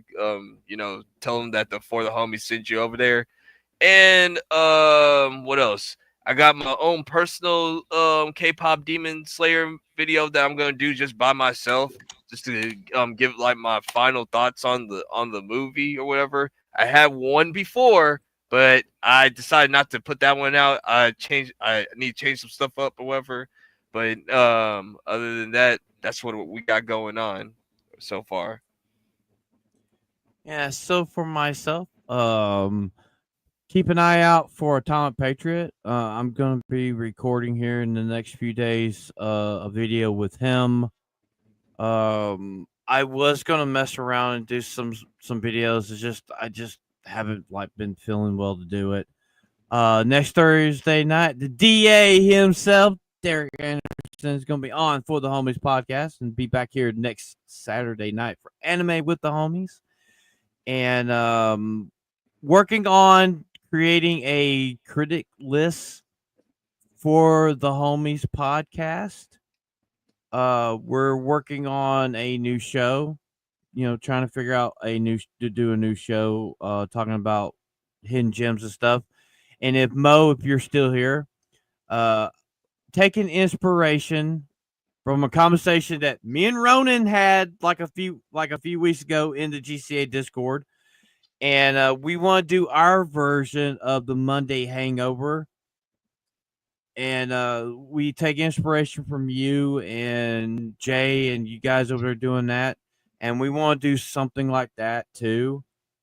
And talk about like Diamond in the Rough type movies from the 50s, 60s, 70s, and 80s. And we're going to start working on that before too long. And we are, dude, we're halfway to 300 subscribers. We're halfway to 300 subscribers. Hell yeah. Let's beat Isaac to 300 subscribers, people. Help us get to 300 subscribers. Let's beat Isaac. So, okay. Till next time, I'm Phantom X. He's Liquid Ebola. He's MMA Crease King Jr. He's the Runaway Vagabond. He's Ronan the Crusader. And I'm Phantom X. And we'll see ya For the Homies podcast this Thursday night. Good night, everybody. Like the stream, nerds. Go watch K-pop Demon Hunter. And don't forget, couch. We're out,